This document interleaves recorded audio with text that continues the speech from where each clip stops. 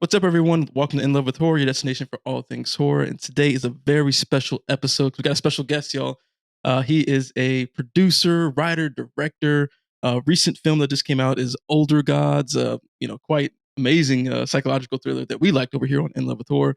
But we got David A. Roberts on the podcast, y'all. So we'll have a little chat with them. But before we start, David, I want to pass it over to you and first say welcome to the show, and then thank you so much for taking your time out to talk with us. No, thanks for having me. Fan of the show. And yeah, looking forward to getting into the weeds a little bit. Let's get into the details of the film, shall we? Awesome. Well, before we start, if you don't mind, you can kind of introduce yourself and your background, where you're from, and that sort of thing. Yeah. So before I was director of Older Gods, I'm one of the producers of Wagyu Films, along with three of my colleagues, who we started off as a little production company, but no grand plans. We started doing just a bunch of commercials, just the four of us. And then we said we were going to do that for about 6 months and then just make ginormous films. But then obviously life gets in the way. So kind of like 10 years later, we had slowly but surely grew a bit. So we kind of, rather than just the four of us, we started having all the gear. We had post-production facilities in the house. We've got more of a team and department heads and things like that by doing these commercials. So we were kind of doing okay, but then we realized that the whole point we were going to do this was to do those feature films. That's nobody ever dreams of making a commercial when they grow up. So, right. So it's kind of like, right, let's do this. So it was kind of the time was to start, and we did start. We got a lot bigger budget to do another film called Patriarch, and then we were starting to cast it, all good to go, and then there was some kind of pandemic or something happened that I don't know if you heard about it. So unfortunately, because all your investors and backers and all that start backing away, and we'll delay that. And Older Gods was very much, we still had some budget left. As I say, we still had the team and the camera gear and all that, which maybe everybody doesn't have access to.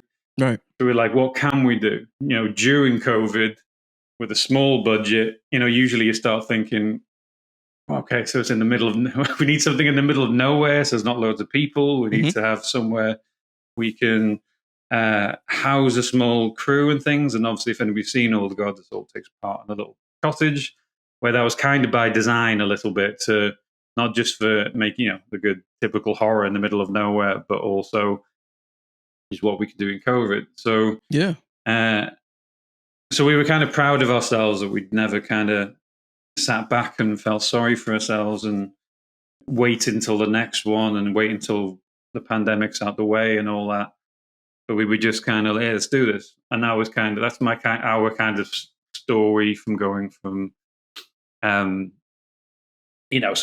a crap production company, where just a few of us trying to desperately go from paycheck to paycheck type thing. Right. So we slowly but surely and finally got there. And through this, the good news is that bigger budget thing we were going to do is now going to be the next project, because the good news, once Older Gods was produced, then a lot of doors open, shall we say, as soon as everybody else is kind of interested. Right, everybody says no to you until you've kind of got.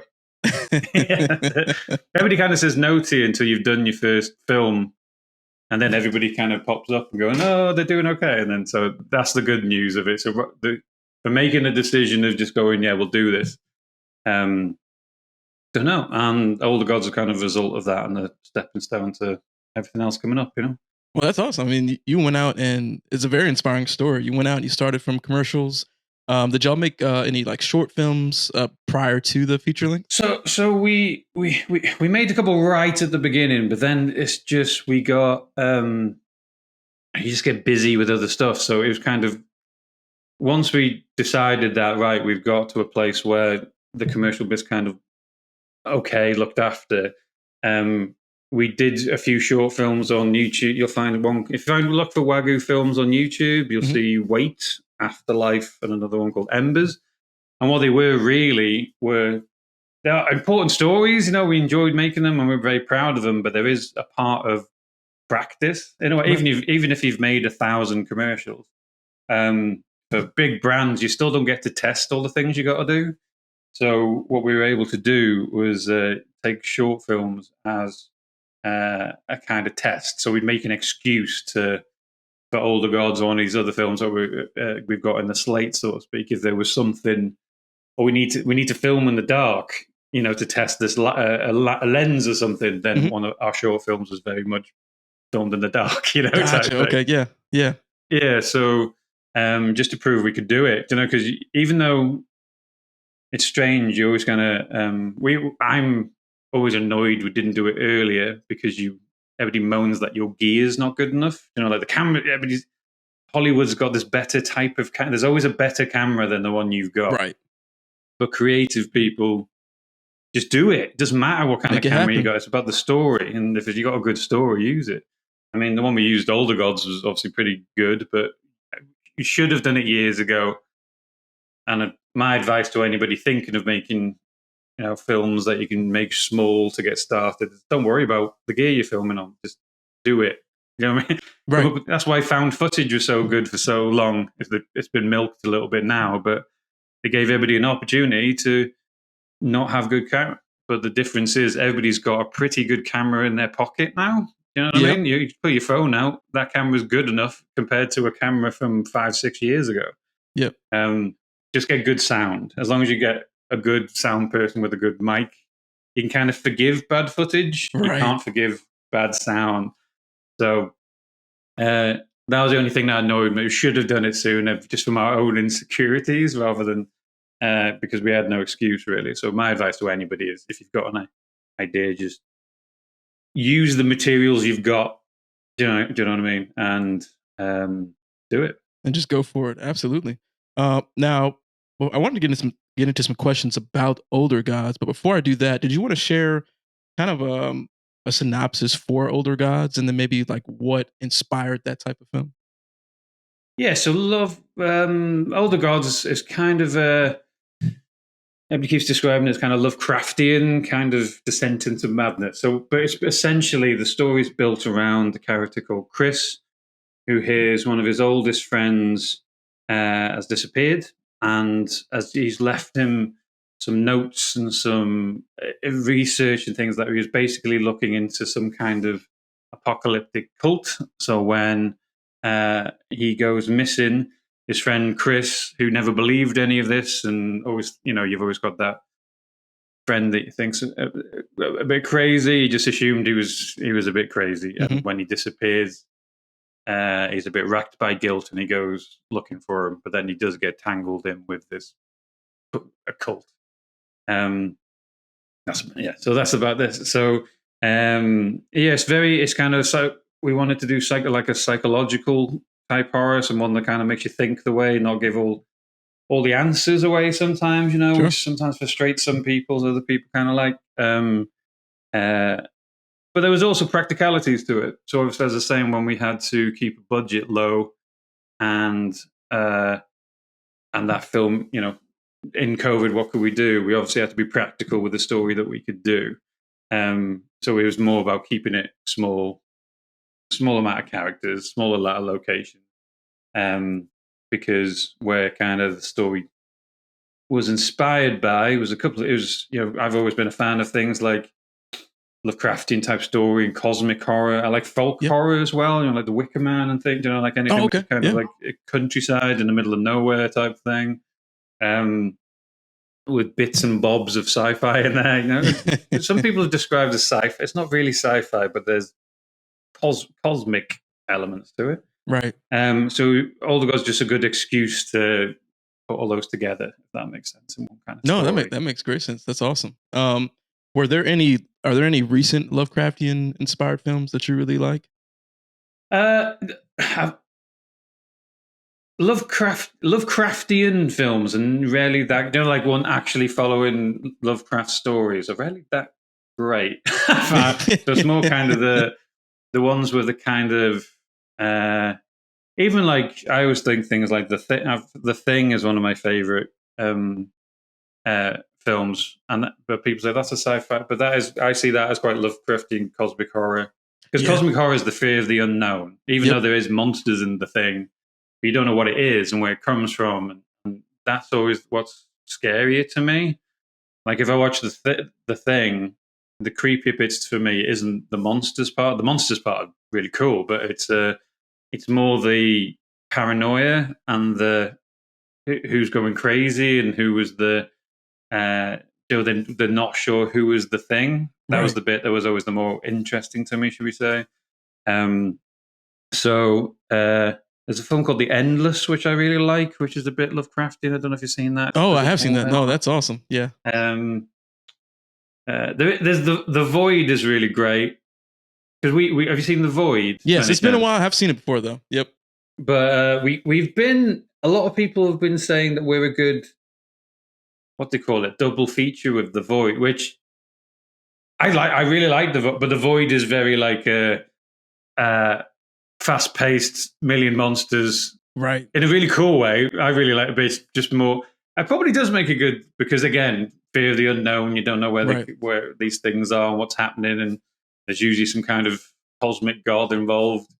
So maybe it's a good double feature in terms of you watch older gods for one to make you maybe think a little bit and more about suspense and creepiness and not sure what's happening and question things in the world a little bit, and then you can watch The Void to see some heads explode type thing. Right, yeah, exactly. Okay. Which would probably be a good double feature, to be fair. You know what? I hadn't thought about that, but I might have to test that out and see how that goes. Yeah. Now you mentioned, of course, making this in the pandemic time. Now, had you written this film prior to COVID, or was this kind of birthed like entirely during the pandemic? Not entirely. It was always an idea on the back burner type thing. It was always like, oh, maybe this will be 2 or 3 films down the line.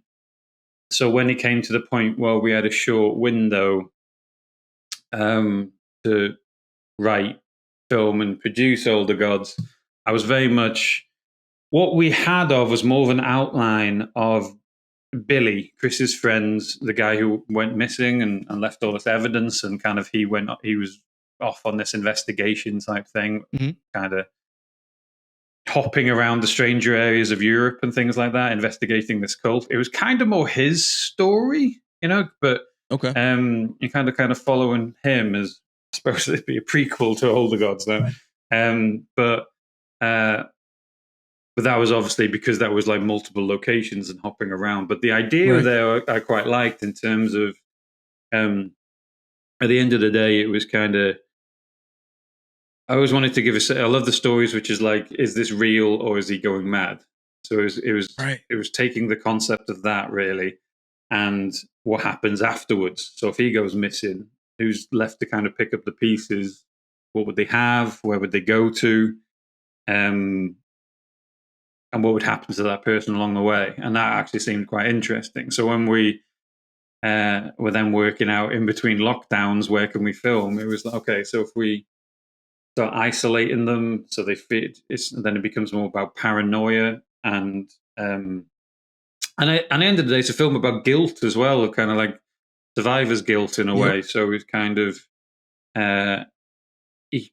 you were looking to, like I was trying to say, like it was like, why would you go there? Why would you drop your whole family, travel across the ocean from America to the UK to look at what happened to your friend? It's through guilt. So the fact that it was a good journey about guilt, so it will keep you there. The guilt of having to find out what, the old horror thing of, why'd you run up the stairs? Run out the front door. Don't go look upstairs. Leave. Yep. So we try to always make excuses through the way. Like have a good reason. He's ridden by. Yeah, that's it. So he's ridden by guilt. So the whole he wants to go, but the guilt is keeping him there. And then the more he kind of like spirals into either madness or what this cult is showing him, then you can't leave. They won't let you leave. And that was just the interesting concept to us. So we thought, that's a film that might be interesting to watch, that we would like to watch. Right. Would be good to film as well, Right. And that it's actually great that you say that, because that's one great thing about the film is there is a lot of like raw emotion. And shout out to the performers as well, because Rory Wilson is the lead. Yeah. Rory Wilson did great because it was kind of, he's in every shot pretty much, so it's kind of, if he didn't work right, he's carrying the weight. He's carrying the film on his back a little bit. On those shoulders, he carried it. Fair play. If his performance was terrible, the whole film wouldn't work. You know, so it's just kind of, and then you started adding in Ian Coombs, who plays Billy, who's kind of the narrator of the film in a way, because he's giving him all the information as he goes, and then there's a vindication bit towards the end where he kept up with Rory. You know, he did a really good performance as well, and Lindsay, who plays a lot of people say the creepiest part of the film is the bit with the lady who talks to Chris through the TV, or one of the moments, you know, and she did brilliant too. Fair play. So it's only a few cast, but the ones who did, we looked out with. We'd worked with Rory before in one of our short films, Afterlife. Rory was actually the lead of that, so that was where we kind of got to know him and does he turn up and remember his lines, and then it actually gets to the point where he's actually brilliant in it. So when we were writing it, we needed someone quick. We didn't have to spend months, casting. It's just like, does anybody not think Rory could do this? And it was kind of unanimous. It's like, let's bring him in. It's like the perfect matchup. Yeah, and he nailed it. So we're really proud of how he did. That's awesome. No, that's fantastic. Yeah, that's one thing we talked about in our review was the performances were quite surprising. Even my wife, Chrissy, as we were watching it, like she was getting a little emotional. Like so I wasn't expecting this. Well, that's good. It's always strange when you're a filmmaker, because you genuinely don't know if the emotional bit's going to work or if the scary bits are going to work until you get it out there and people watch it. Right. So it's really weirdly, filmmakers are weird, because then you hear things like that. You're like, oh, good, she was crying. But it just proves that it was working. And it proves she was into it. If she wouldn't cry, if she wasn't kind of, it's a weird thing. You can cry at a film you're enjoying, can't you? So, right. Yeah. Because you actually are connected. So we take that as a compliment. And no, we never know which one, because I always like to ask people what people thought was because it's not a big jump scare film. It's not like one of those, quiet jump, quiet. It's supposed to be tension, and so there's not loads of jump scares, but we just like to. But there's a sense of creepiness to it, and and unsettling. That was kind of the key word we used with Gerald Buckfield, who did the sound. Is I just wanted to be unsettling. Right. So there's a lot of sub-bass noises and things like that. But it's interesting that you don't know which ones affect people more, or are the most, what's the word? Are the creepiest scenes until you actually get out there. And sometimes some surprise you. Sometimes you assume you know which ones are going to work, but until you actually see people's reactions and things. Right. Like some of my best times watching it was kind of like, because we went around the film festival circuit first, so it got played at dozens of film festivals around the world. There's only then when you see people, looking through their fingers or jumping, because there's a couple of cheap jump scares in there, just because. You got to sprinkle a little bit in there. There's a couple. You got to have a couple in there, but it's just not hundreds of them.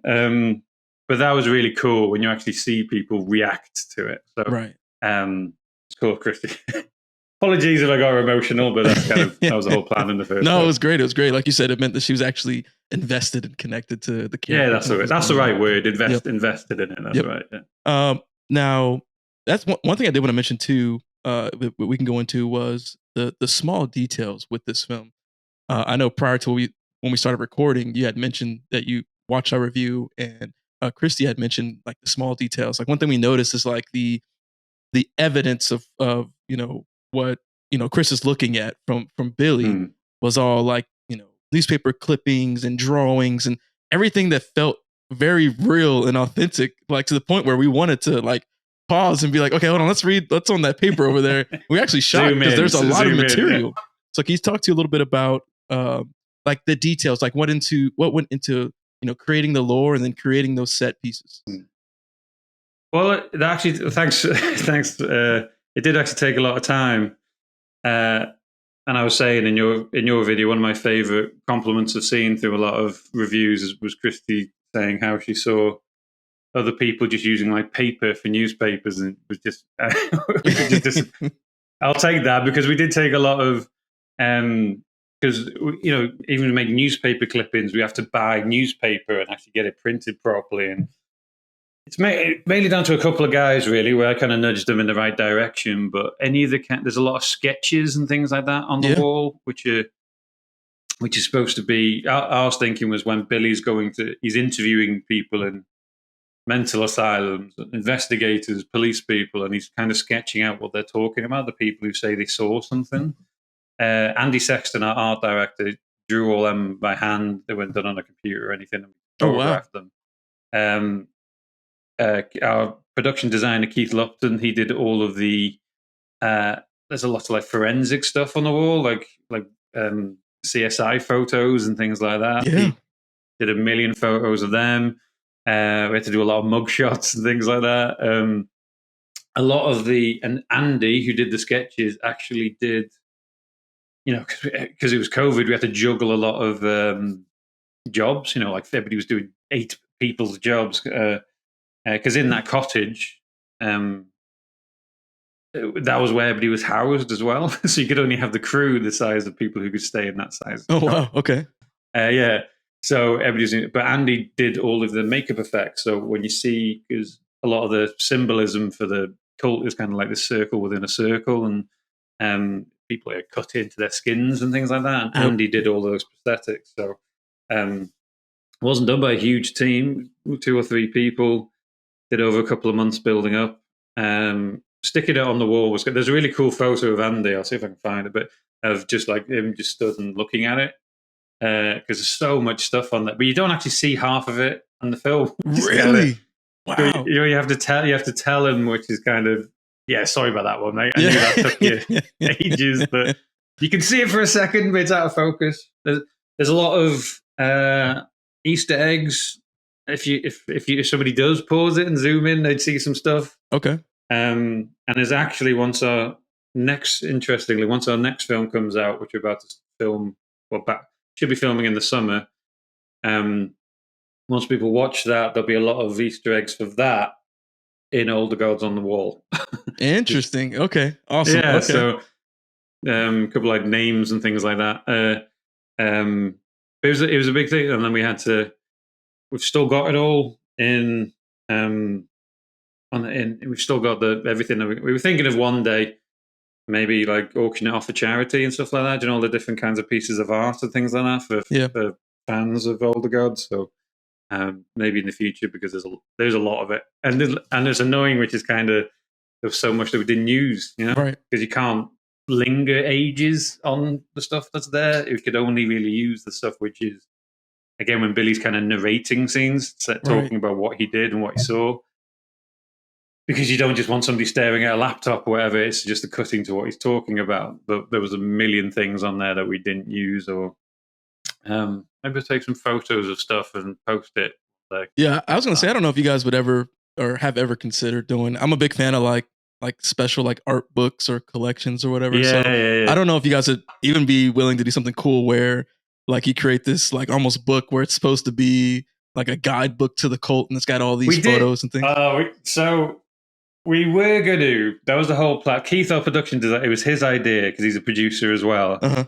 And we were going to do a book of lots of behind the scenes photos and mixtures of that, all the sketch.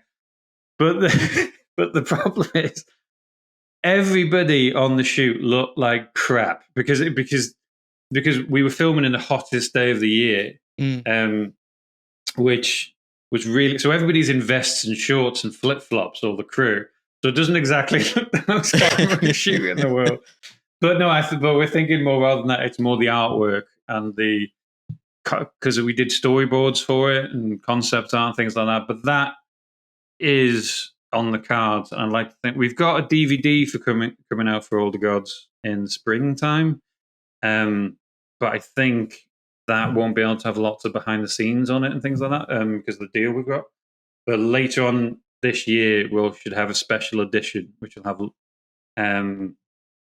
because even the good thing about horror fans is they still love the physical side of things. So it's mainly because I'd still get them because of the making ofs and the commentaries and all.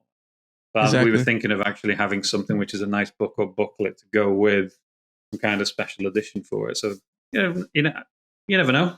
Hopefully. Yeah, if you do release some stuff, let us know, because I love like looking at definitely. We'll send behind you the scenes or art books or physical collections. We didn't buy it, but Talk to Me that came out in 2023. They actually released you could physically buy the hand that was in the film. Oh yeah. So we're considering purchasing it because we like that aspect of having something tangible from the movie. Loads of people will go for that. Yeah. So if you ever do like something that has like all the evidence, or this is Billy's case, it's all packaged up, like that would be super cool. So let us know. There's one shot in Older Gods of a piece of skin which has essentially been cut off somebody with that symbol in it in an evidence bag. And somebody contacted us asking if they could buy that. I'm like, okay. I didn't ask any questions. We just said, no, I think we've got to keep it. That's funny. What are you going to do with it? Hey, like I said, people love having something tangible. Yeah, I suppose. But no, I don't think it was a strange one. I think it was just a big fan, but it was just, we go, do you still have that? Like, do we? Do we still have the skin in the bag? Right. Well, hopefully I'll come out with a special edition, because that would be sick to see, like especially a lot of the behind the scenes and some of the work that went into that. Switching gears real quick here. One thing that I complimented as well was there's a lot of beautiful camera work and beautiful shots in this film. And then we were looking at the IMDb and we saw that the cinematographer that you work with was Shaun Bishop. So can you speak to that collaboration and then sort of like your vision of the film and some of the just great shots that are in this film? Like one I particularly like was, when he had like the dream sequences, like there's some incredible looking moments in there too. Well, there's a few people involved in that, but first off, you got Shaun Bishop with the cinematographer. Me and Shaun have been known each other since college. He was one of the guys that we started the production company with at the beginning. Through the years doing commercials, you kind of get this. We always laugh because we have this kind of shorthand, which is nods and clicks and nudges but when other people turn up, you forget that you've actually got to explain what we're doing and things like that to people. I mean, Shaun are just like, you good? We do this? Yeah. But Shaun's really talented. I'm really proud of what he did, because we didn't give him any time to do. He had to set up shots in 5-10 minutes to get going because we just didn't have the time. Minimal lighting setups, because it's not in a studio, it's actually in that cottage. You can only fit X amount of lights in the room or through the window. But he lit it beautifully, to be fair. And everybody when you give positives of the film, everybody kind of mentions the cinematography. So I'm really proud of what he's done with that. When it comes to the dream sequences and things like that, that's more his brother, Scott Bishop, who's our visual effects. Oh, wow. Okay. Supervisor. He's one of the team. And he was the guy who put together, along with Adam G, one of the visual effects artists. He did the planet type ones. Adam did the zoom into the landscape, and Scott did the shots, which were, apart from there's a million visual effects shots in All the Gods, all done by Scott. I think Adam only helped with that dream part. But what I'm really proud of with Scott's one is there's ones you don't notice. I really like a video on our channel which has got the befores and afters, and even simple things like. Did you watch it? I was actually very surprised. Yeah. I would say the best visual effects are the ones that you don't notice. Yeah. So like in the big drones shot, moving right at the beginning, kind of opens on a big drone shot to show where the camera. Originally, you'd see all the crew's cars on the road going along. You've got to cover those with trees as he moves in. There's a part where there's smashed phone, but that phone was mine because we genuinely forgot to bring a prop smashed one. Oh, wow. And I was like, well, you're not smashing my phone. You can just put it there and add some visual effects. And Scott makes it. Nobody ever noticed that was a visual effects until I didn't. I was so shocked. Yes, and there's a little trick. A little trick is when you put something. So there's you put a blade of grass in front of it. So like if you make that blade of grass out of focus, you add some realism in front of it.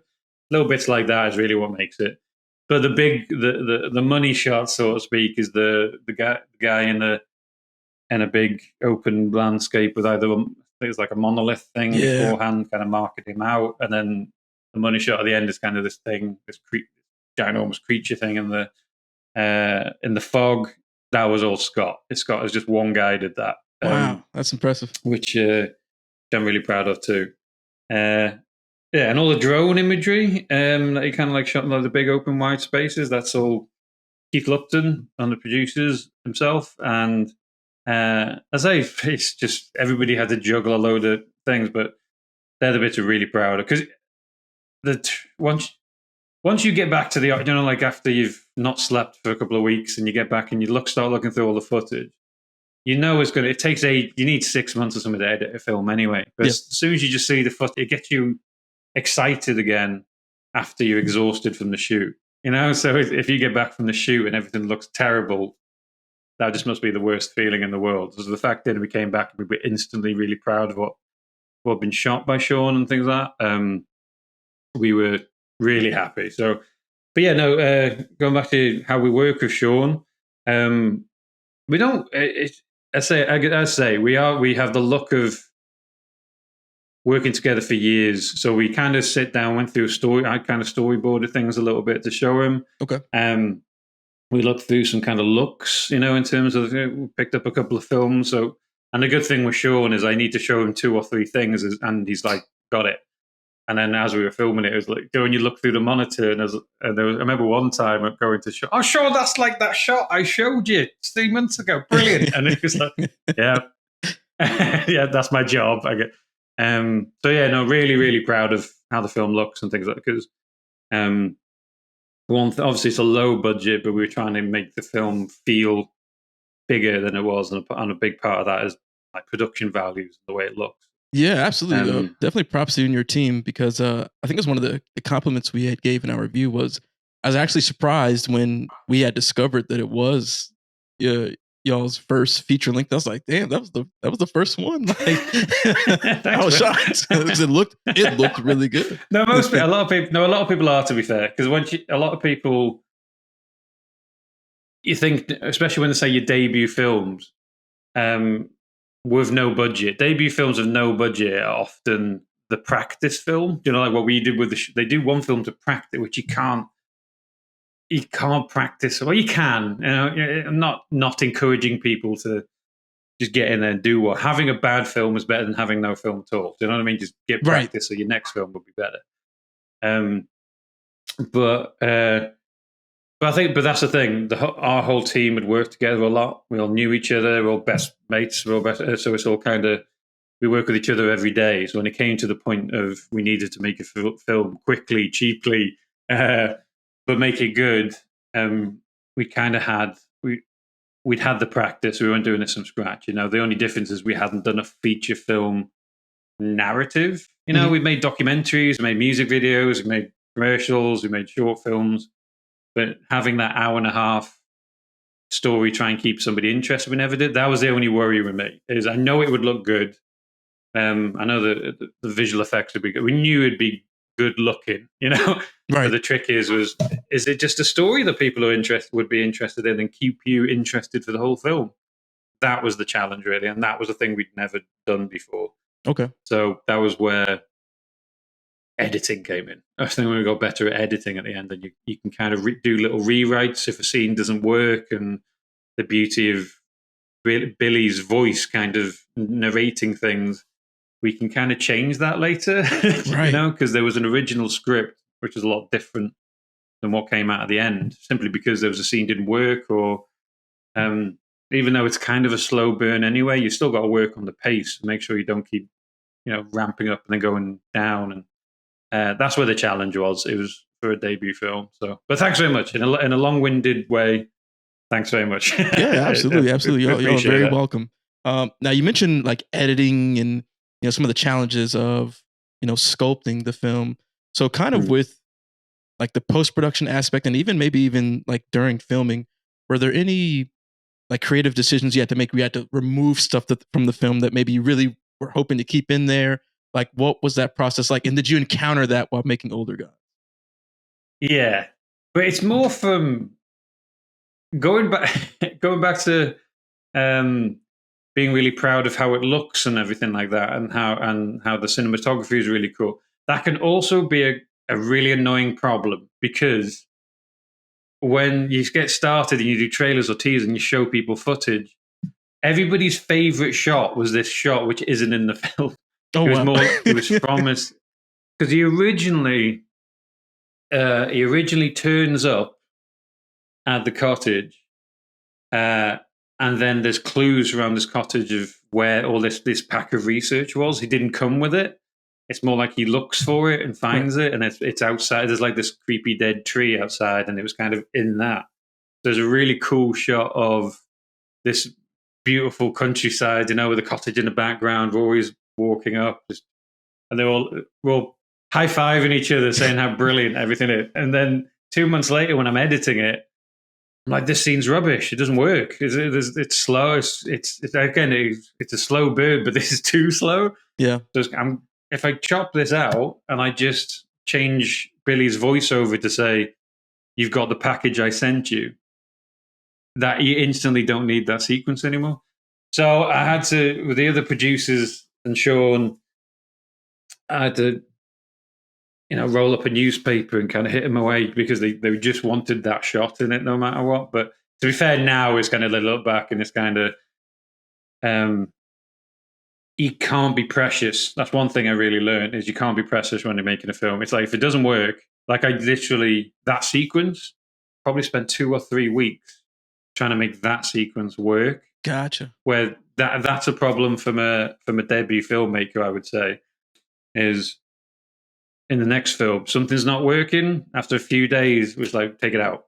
Okay. We'll work out the edit. Which, if it's such a struggle to make work, shouldn't be in there. So it was that was the biggest thing I'd learned, should we say, when we moved, is don't be, because it's funny, because we took 12 months to do all the editing, the visual effects, the sound, even the sound mix and things like that.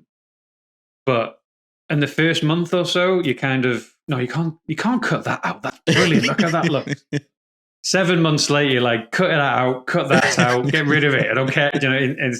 But it's good to know that now. So going into the next one, we're not going to waste our time or anybody's time. It's kind of like, let's try and make it work. But if it's really a struggle to make a scene work, just get rid of it and then change the story or the edit somehow to make it make sense. So like, that was obviously a big part for us. Like, the film wouldn't work if he doesn't find this pack of research that Billy's left him. But we literally just changed the voiceover, going, "I've sent you this package. Go and find out what happened." Right, and that was it. So you kind of don't need it. Okay. So that was us self-indulgent to whoever's just trying to make things look cool and things like that. The audience ain't going to care anyway. It would have just slowed it down even more. So we got it. So that was the biggest thing I learned creatively over the whole film, I'd say.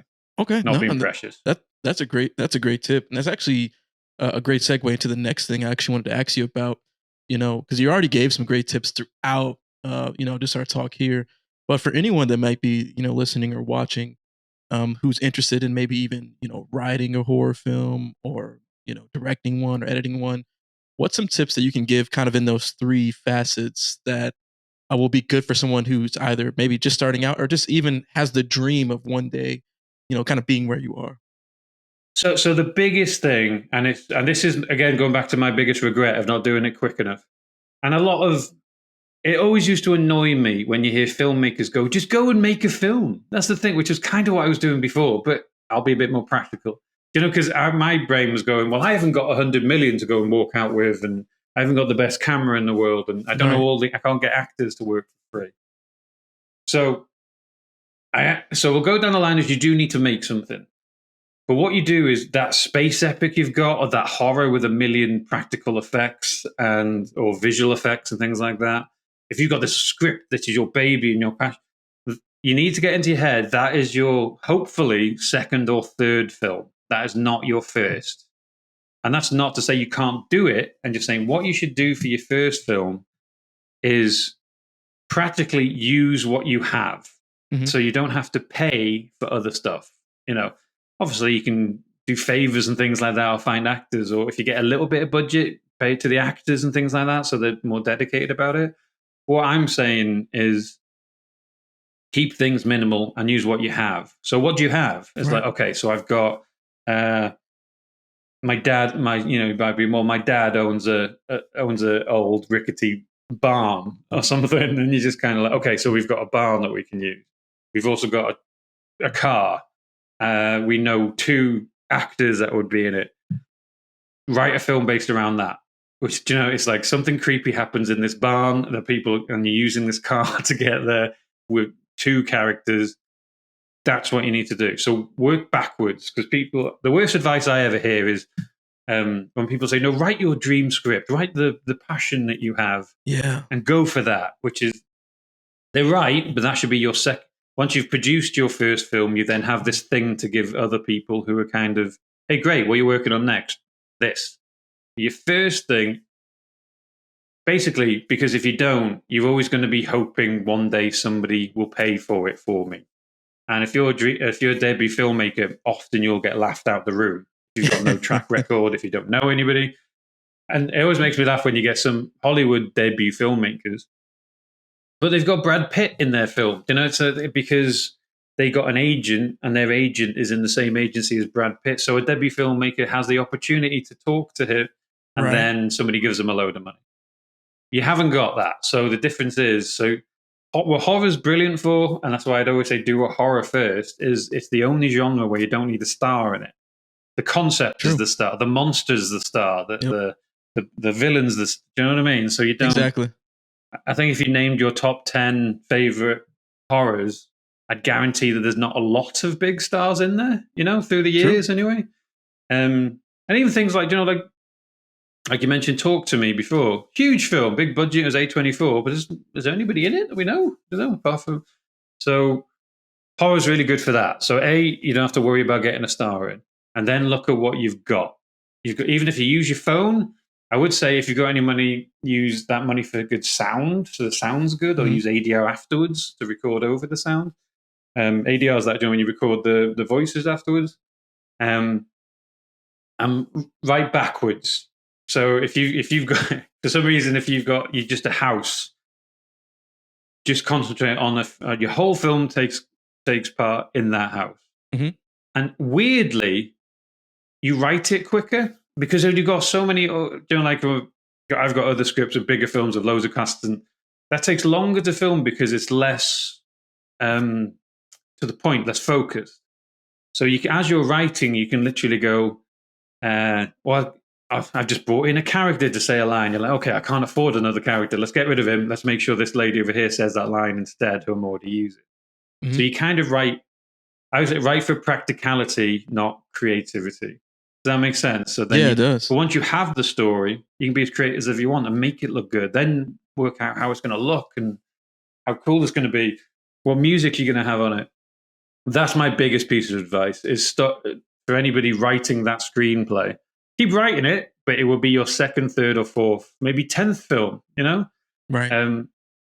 Once you make one film, a load of doors open. So what can you do to make a practical film that are things you've already got, or you need a minimal amount of budget, like just stuff to just get you a camera if you haven't got one, or to pay an actor, and usually it's always good to, I was quite lucky because out of college, I had my friends who were in the same course and we went on to start a company together. Yeah. But if you don't know any other filmmakers, there's so much things online now which you can kind of network and get. And there's nothing more beautiful than you going, right, you do this for me, I will do that for you. And get some favors, Right, yeah. If you film my film, I'll edit yours. Whatever your skill set is, find somebody else with the skill set you need locally. Do you know what I mean? Which, so, and every state is going to be full of filmmakers. It's just getting nearby. You don't have to be in Hollywood. You're going to, if you're in Washington, you're going to find a load of filmmakers in Washington. So it's one of those where just go online and find out who they are, get to know them, find the ones that you like, become friends with them, and then don't take advantage of anybody. If you say you'll do it back, make sure you do, because that will get you in trouble later on down the line. But once you have relationships like that, the path to becoming making a film becomes a lot easier. So write for practicality and make yourself a bit of a network of other filmmakers that you can help each other out, and then you'll get a film made pretty good. No, that's definitely some great tips, and it's funny you say that about maybe that big film will be like your third or your fourth.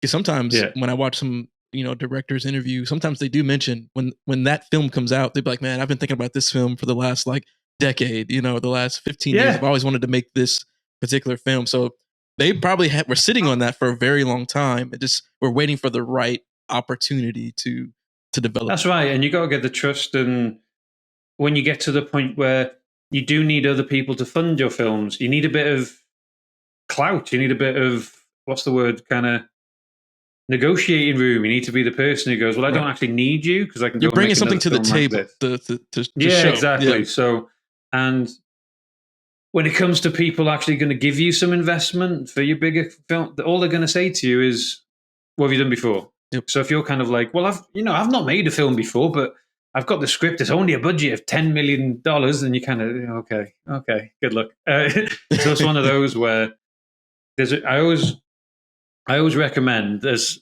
any filmmakers have to go and watch something called I think Mark Duplass. You know Mark Duplass, is he from the Morning Show? But he made loads of independent films. And there's a South by Southwest speech he did called "The Cavalry's Not Coming." Okay. Which is brilliant. It's really it's basically he goes through his story, which ironically is weirdly close to ours, in terms of everybody's always waiting for somebody else to either give them permission or give them money. Imagine that's never going to happen. What are you going to do? As soon as you kind of come to that realization, so you just do things yourself, you start smaller and you get slightly bigger and slightly bigger. It's all right to make 12 feature films before you make that one, with lots of funding and things like that. The cavalry's not coming in terms of nobody's going to, don't wait for permission, just look for what you got and do it. And weirdly, that was a big inspiration to us when when COVID happened and our funding fell away for this bigger project. Yeah. So we were kind of like, oh God, what are we going to do? Well, we're going to have to find other investors. Then somebody just kind of said, look, the cavalry's not coming. Let's just do, what can we do? And that's when we just did it. And we're proud of that than if somebody else gave us a load of money to do a film that we wouldn't have as much creative control in, So right, true, very true. Which we're kind of moving into next anyway. But the fact that we've already done films gives, as you say, a lot more kind of, you bring something to the table and people come to you rather than the other way around. Right. So that's the biggest advice I could give is being practical and go out there. Just imagine nobody's ever going to give you money for the film. What are you going to do? Right. No, that's actually. And if you get into that mind frame, you know what I mean? You actually, ironically, people start coming out the woodwork to see, like, well, I want to be part of that. If you act like you don't and you just act and just do, you'll get to where you want to be in life quicker if you want to be a filmmaker. Okay. No, just don't wait around for anybody. Don't get permission if anybody else is doing it. Right. No, that's some good advice. That's easy. Check out that speech too. Well, yeah, definitely. I'd really recommend it. And I know it sounds easier said than done because, a lot of people don't have the, if you come from a poor background, a working class background, well, I did, it's what can you do then? It's not the fact that don't use your lack of resources as excuse is the wrong word because that's not good, but it's more kind of, well, let's look at options. Let's meet other filmmakers. What can you do which is out of your neighborhood or something like that, where you meet other people that can nudge you in the right direction. It's still, wherever you come from, you can start the path yourself without getting permission from somebody else. It's easy. If it was easy, everybody would do it, but that's the point. Yeah. Not easy. And if you're doing it and it's not easy, you've made it.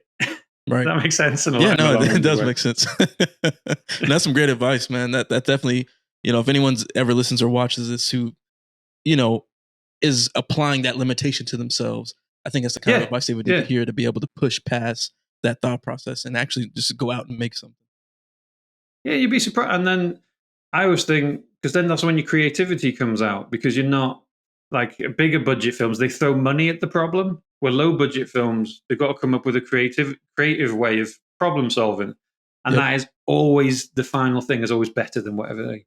You know what I mean? It's just you'll watch something which is just a VFX explosion, just takes you out of the film, but you come up with something really cool, which you relied on a good idea rather than throwing money at it. That thing is always better anyway. And later on down the line, people know you as the guy. Oh, they did all that with just that. Wow, I want to work with that one. Do you know what I mean? Then you become much more where you don't need everybody anyway. They come to you. Right. No, awesome. Thank you so much for those tips, David. Now, we'll start to kind of wrap up the discussion here, but I want to ask you three last questions. So the first one, this is kind of outside of your films and whatnot. This is more questions about the last year than this year. So, what was your favorite horror film of 2023, and what horror film are you looking forward to seeing this year in 2024? Oh, good question. I always like the films that surprise you rather than was just a kind of good. Have you seen Barbarian? Yes, I have seen that. Barbarian surprised me in a really good way because it started off. I won't spoil it for anybody, but it starts off as kind of like a David Fincher dark thriller because it's like she turns up at a house and there's a guy in this house. It's like an Airbnb, isn't it? There's like a house. Yeah, it was Airbnb. And they've like double booked and he seems nice at first, but there's clearly something not right. Something weird might be going on. Yeah, so you think, oh, that's the film. But then halfway through the film, it turns into a Sam Raimi film and goes weird. But I like weird. So what did you think of Barbarian? Were you a fan? It was funny you say that because I also liked that film. And it was because of how surprising the shift was. It was very unexpected. Now, sometimes unexpected isn't always good, but this is one time where the unexpected was just so surprising, and the way the story developed, like I actually quite enjoyed it. Yeah, it reminded me. They're not similar films, but it reminded me of when I first watched Dusk Till Dawn years ago. You know, Robert Rodriguez, Quentin Tarantino, where the first half is a Tarantino cool road heist movie. And then the second half goes crazy. It's just a vampire. It just goes. It's not like that, but it's got the same kind of switch of it was one film then another, but both of the films are good. Yeah. And that's what I like that. And I also like the fact that they didn't give away what the film was in the marketing. I feel like a lot of times they give away in the marketing what it is, but Barbarian, they did not give it away. Yeah, exactly. That's what I was going to say. It was the fact that because it is a shock. It was like, hang on, in the trailer, this is just the David Fincher horror. It's just when it wasn't, you actually get a bit excited as you're watching it. You're like, oh, this is different. This is new. This is weird. This is great. It's very weird. Yeah, so I do like films because you're probably like me, where you've watched a million horror films, and it's very hard to find one which surprises you. It's more kind of like, well, I know this is going to happen to her. She's going to go through some stuff, and then at the end, she's covered in blood, but she's all right. She made it. And then something happens where they lead you into the sequel. But Barbarian was very, what is that? Who's that guy? Yeah. What's happening? Yeah, but in a really good way. So I'd really recommend that to anybody. I'd recommend that to horror fans, but also people who aren't big horror fans. In a way, if you're more like a psychological thriller, you would like the first half, and then you're so invested by that, you'll probably enjoy the second half as well. Right. You see what I mean? I think it's the same thing again. There's not a lot of jump scares and anything, but it kind of isn't. I guess it takes a weird turn as well, but I like that. Yep. But horror's coming out this year. None really spring to mind, to be honest. I can give you one that I'm excited about. I'm excited about Robert Eggers' Nosferatu. That comes out around Christmas time. Yeah. No, that would be that is a good extremely excited about that one. Well, I saw they haven't shown a lot, have they? I saw there's a big shot of Willem Dafoe is he Van Helsing or something? He's like a vampire hunter type of person. Yeah. So I'm excited about that. Yeah, definitely. Plus it's, again, Robert Eggers is the kind of filmmaker I like. He's a bit I keep using the word weird, but in a good way, you know, in Yeah. kind of a different, a little bit strange. So when you think, what's he going to do with Nosferatu? It'd And I'm be willing up to my bet street. that The Witch was like up your alley in that like folk kind of I did, horror. yeah, I did really like the the language part is what's the word? You know, the way they talk, very Yeah. olden, almost medieval type language is kind of. As soon as you get your head around that a little bit, Yeah. it's very creepy though. The creepiness of it is really Right. great. But there's some in terms of way they're similar with older gods is kind of I always like the stretching out suspense but nothing happens in a weird way. Instead of just that, there's a bit of quiet and somebody makes you jump, and there's a Right. bit of quiet. And if it's just the unsettling part, that kind of, oh God, something horrible is going to happen, and I don't know when it's coming, and that actually makes me feel more unsettled. I really like, and The Witch was like that, to be fair. Yep. Yep. And that was his debut film as well, I think. Yes, it wasn't was. It was actually. Yeah, but Yeah. I'm a really big fan of it. I haven't seen The Lighthouse. I've seen, but they're not really the horror turns, are they? The Lighthouse and the Viking. There was the Viking The one Northman. he did. Yep. Northman. That was really good. Yeah. Oh, that was a great one. So Nosferatu would be just to see what he'd do with it. Would be interesting. Yeah, I think that's what I'm most interested in, is considering his filmography. Is like, how will you take this, especially it being a film from the early days of cinema, like 1922, I think. Like, how are you going to take this story, modernize it, and put the Robert Eggers effect on it? Yeah, just it'll be different. It won't be straightforward. Right. All the answers won't be there. It's not going to be Dracula. But yeah, no, me too. I'm interested just to see what he would do with it more than anything. Yeah, absolutely, absolutely. Now, the last question here is in regards to your upcoming film. Now, you mentioned it was called Patriarch, I believe. So, can you talk a little bit about what that film is about and what we can expect, and then when will we see it? What's the kind of the planned release window?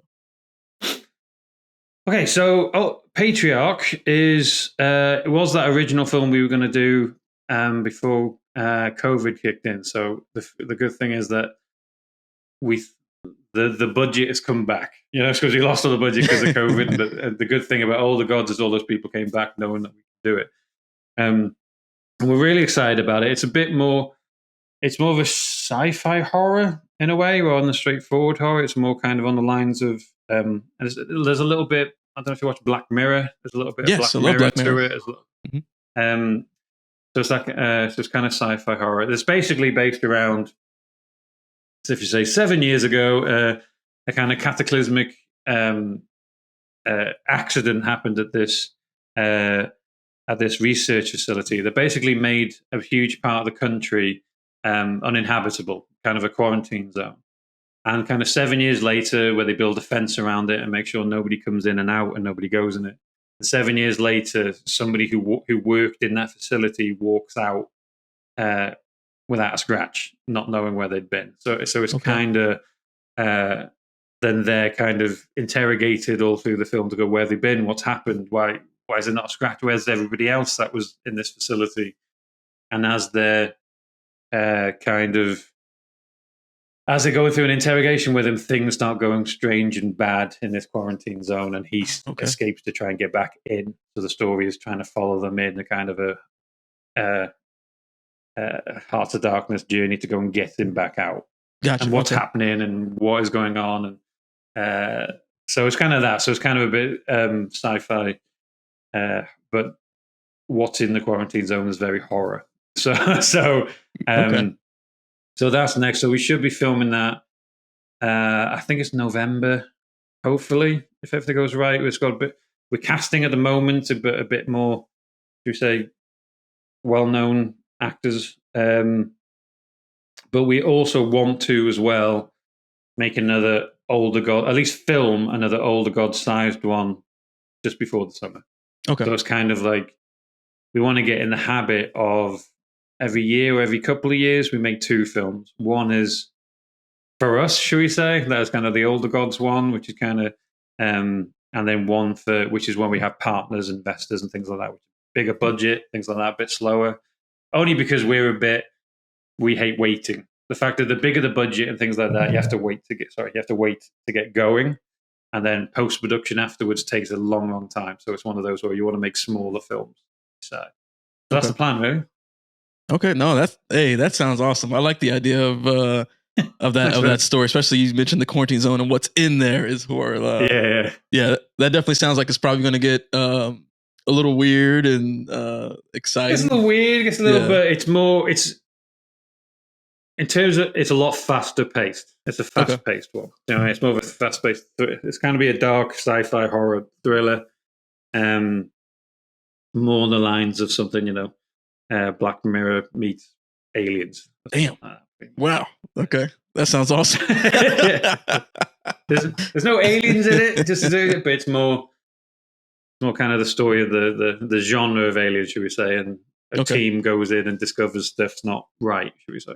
Okay, awesome. Well, look, David, I don't want to keep hold up all your time here. I appreciate you. Thank you so much for coming on and talking with me and discussing your film and your process and your inspirations. Is there anything that you want to add at the end here? Like, is there anywhere that people can follow you? I don't know if you have any social media handles, like your business or yourself. First off, I'd just say, obviously, if you could check out Older Gods. It's on Amazon Prime. It's on Apple TV. It's on Tubi.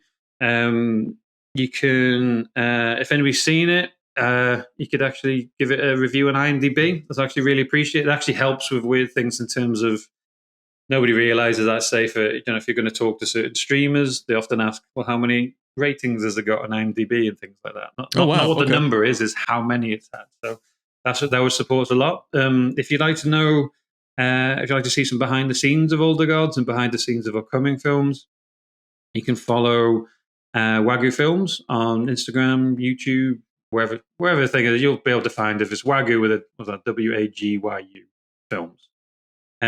But yeah, come check us out. If anybody has any questions or anything, feel free to ask, and we're usually quite good at getting back to people. So, by the way, thanks for having us, AJ. Appreciate it, and thanks to say hello to Christy, and we'll hope to talk to you in the next one as well. Yeah, again, David, it's been awesome. It's been a pleasure talking with you. Thank you so much for talking with us. We definitely will be looking forward to your next film, Patriarch, especially after Older Gods, and then whatever smaller projects y'all do as well. Hopefully, we can get you back on here to discuss those future projects as well too. Yeah, definitely. See you then. To our listeners and watchers, hopefully you enjoyed the discussion here with David. Definitely drop some comments down below. David, I'm sure you'll come back and look at the comments and stuff like that. But hopefully you got a lot from this interview, about the process of making the film, thoughts behind it, maybe even some tips on how to go about, make films yourself. But thank you so much for joining us. We'll see you on the next one. Peace.